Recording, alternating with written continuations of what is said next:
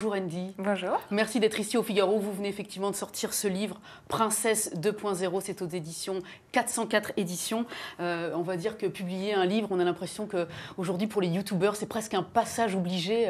Vous avez des concurrents, pour ne citer que Cyprien, Enjoy Phoenix ou Natou qui l'ont fait. C'est devenu assez normal parce qu'en fait, je pense que la première qui l'a fait, c'était Natou, suivie d'Enjoy Phoenix. Du coup, vraiment, toutes les maisons d'édition sont venues nous parler juste après. Pas forcément avec des projets très concrets, donc c'est pour ça que j'ai mis un peu plus de temps, sinon j'en aurais sorti un à peine 2 mois après, mais bon, je voulais être sûre de faire quelque chose de bien.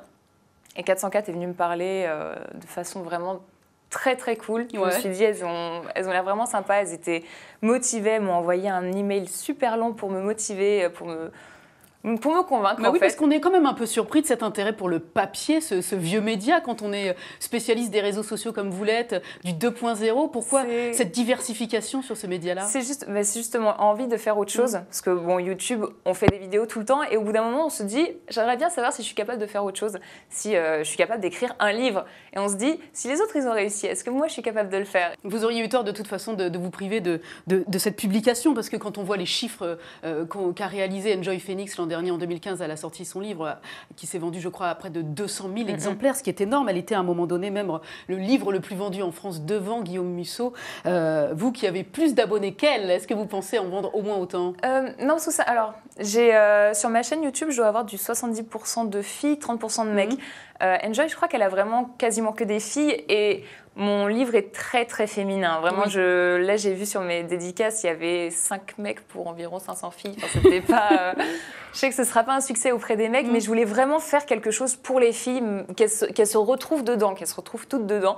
Donc voilà, je pense que ça aura moins de succès, mais ça ne me dérange pas, parce que si j'avais voulu faire quelque chose qui plaise à tout le monde, je l'aurais fait. Mais là, je voulais vraiment que ce soit quelque chose pour les filles. Donc. Revenons à votre métier, youtubeur. C'est un métier un peu particulier. Comment vous le définissez? Comment vous définiriez ce que vous faites? C'est vraiment multitâche. On fait de tout. On fait tous les métiers en fait, qu'on peut voir à la télé, j'ai envie de dire, mais on le fait nous-mêmes, on le fait avec les moyens du bord.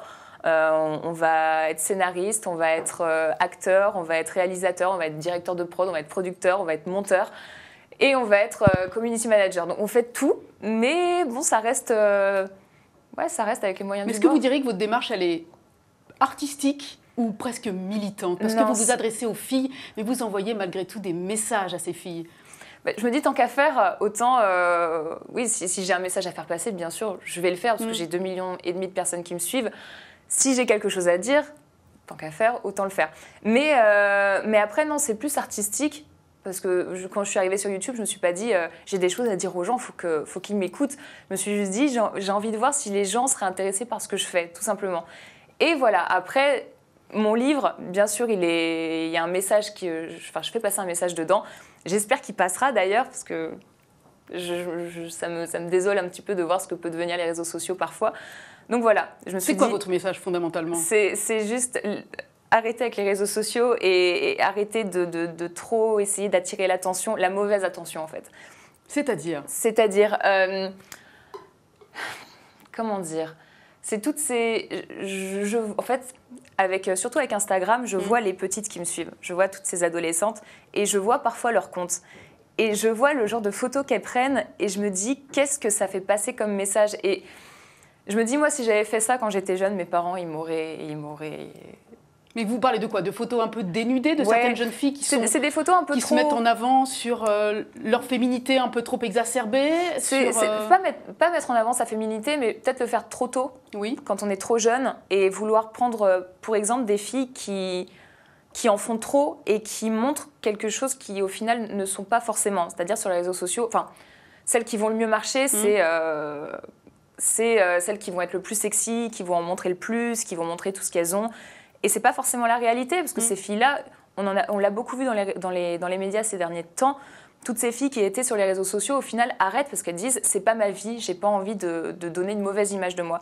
Ce qu'il y a, c'est que les adolescentes, elles prennent ces filles-là pour exemple, alors que c'est pas du tout, c'est pas la réalité et c'est pas le bon exemple à suivre. Vous vous rendez compte que vous-même, vous servez d'exemple à des milliers, des millions de filles. Oui, c'est bien pour ça qu'Instagram, on verra rarement des selfies de moi. Je prends jamais de photos d'ailleurs. Et j'ai pas envie de poster des photos de moi sexy ou simplement regardez-moi aujourd'hui comment je suis belle. Je peux pas faire ça, je peux pas. Et je trouve que c'est narcissique et j'ai pas envie que ça devienne la nouvelle génération, c'est tout. Est-ce que c'est pas finalement plutôt la peur de la concurrence? Parce qu'aujourd'hui, il y a des dizaines et des dizaines de jeunes filles et de jeunes hommes qui ont 17 ans, 16 ans, qui sont extrêmement doués, qui sont très créatifs et qui sont en train de s'engouffrer dans la brèche, justement, dans ce que vous faites. Est-ce que vous n'avez pas peur qu'ils vous prennent la place, justement? Pas du tout, parce que si eux, ils sont comme ça, on sera différents de toute manière. Donc moi, j'aurai un public différent du leur. Ça me dérange absolument pas. J'ai vraiment le recul pour ne pas être jalouse de personnes qui ont 10, 15 ans de moins que moi. Ça,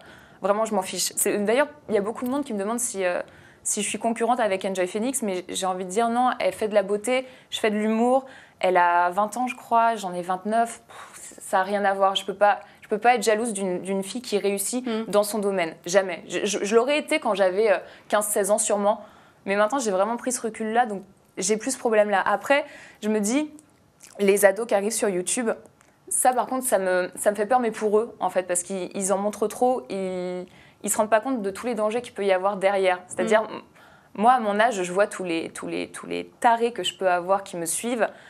Donc, je me mets à la place d'une petite de 16-17 ans et je me dis, c'est dangereux, c'est tout. C'est juste comment vous les gérez, justement, ces personnes, cette haine qui peut être déversée sur votre compte, comme les comptes de ces jeunes filles dont vous parlez, ces haters dont on parle souvent? Au début, ça peut atteindre au début. Il y a vraiment des fois, je me suis dit, je ne peux pas continuer comme ça, parce que c'est vraiment de la haine gratuite.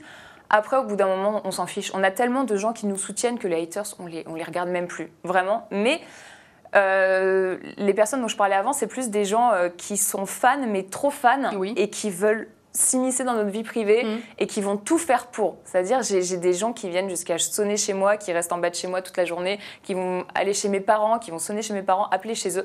Voilà, ça c'est... Je me dis, bon, moi j'arrive à le gérer, mais quand on est ado, est-ce qu'on arrive à gérer ça? C'est plus ça qui me fait peur pour ces nouveaux youtubeurs. Alors comment là vous êtes en train de le dire, mais comment concrètement vous agissez pour éviter justement que ces jeunes filles ne soient embarquées dans un système qui va les mettre en danger? Moi je peux rien faire, c'est à elles de voir ça. Après si je peux leur donner des conseils, c'est juste d'éviter d'en montrer trop. Mais bon, quand on est ado, c'est difficile, on n'arrive pas à avoir le recul nécessaire pour se dire ok, j'en montre trop, je fais trop de photos, j'en dis trop sur moi. Parce que même moi, quand j'étais ado, j'étais pareil. J'avais des skyblogs où je racontais toute ma vie dessus, mais je ne me rendais pas compte des dangers qu'il pouvait y avoir derrière. Vous pourriez faire des vidéos en rapport avec cette thématique-là? J'aurais peur de paraître trop moralisatrice. Vraiment, je l'ai fait dans mon livre parce que je sais que les gens qui vont lire mon livre, c'est des gens qui me suivent déjà. Mais faire des vidéos moralisatrices sur YouTube, c'est un peu plus compliqué. Je pense que si je devais le faire, il faudrait que je réfléchisse très bien à la thématique et que je bosse beaucoup dessus pour être sûre que ça passe bien et que ce soit bien perçu. Après, quand on est jeune, on est très facilement influençable. Moi, quand j'avais 16-17 ans, je voyais, c'était la mode des starlets comme Lindsay Lohan, etc., hyper anorexiques. C'était vraiment, c'était la mode. Et je me disais, il faut que je sois pareil, il faut que, si je veux être cool, il faut que je sois pareil. Donc c'est vrai que j'ai eu aussi ces périodes-là, mais maintenant que je prends le recul, je me dis mais c'est tellement bête de faire ça, vraiment. Mais après, voilà, quand on est ado, c'est difficile de se dire que c'est stupide de faire ça. Mais bon, comment leur expliquer? Je sais pas. Je pense pas avoir encore les bonnes techniques pour leur dire. Et j'aurais vraiment, j'ai pas envie de passer pour la fille qui leur dit arrêtez de faire ça, c'est stupide. Voilà. Je pense que ce serait mal vu si elles ont envie de le faire, qu'elles le fassent, mais elles se rendront compte de la bêtise de la chose plus tard. Voilà. Comment vous expliquez ce succès phénoménal qui vous arrive en fait? Je pense pourquoi vous? Même si vous êtes peu de femmes sur ce créneau-là, pourquoi vous? Mais vraiment, je pense que le fait d'être une fille, ça marche. Parce que ça... Il y a beaucoup de mecs sur YouTube, il y en a vraiment beaucoup. Quand je suis arrivée, il y en avait peut-être une centaine qui marchaient bien et... Il devait y avoir Natou et moi en fille, donc ça attire les gens, ça les intrigue, et j'ai l'impression qu'une fille intrigue plus qu'un mec quand même. Et je sais que les filles me regardent parce qu'elles se retrouvent dans ce que je dis, et les mecs regardent pour essayer d'apprendre des choses sur les filles. Donc en fait, je suis gagnante des deux côtés, j'arrive à atteindre deux cibles.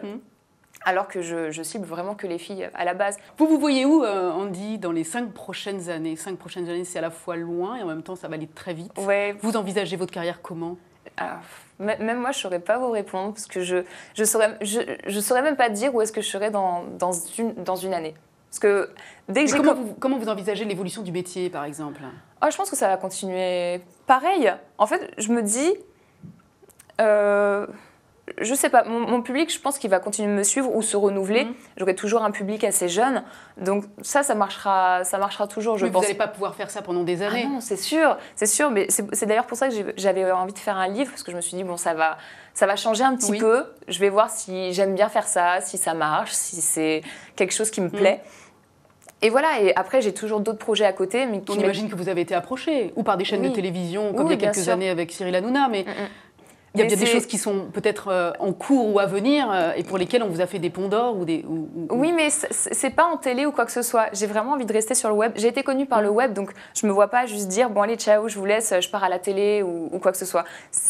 Non, j'ai envie quand même de garder mon public YouTube. Ça vous plairait pas, ça? La télé, non. Ça m'aurait intéressé il y a un peu plus d'années, mais non, maintenant ça Vous auriez peur de perdre une certaine liberté, une certaine autonomie, indépendance? Sur YouTube, on fait ce qu'on veut, on parle de ce qu'on veut, quand on veut. On n'a personne pour nous diriger, on est notre propre patron et on parle de ce qu'on veut. C'est une liberté totale. Donc c'est vrai que quand je vois la télé, quand on vient me voir, on me dit « faut pas que tu dises ça » et tout. Je me dis « non, je peux pas, c'est pas mon truc ». Après...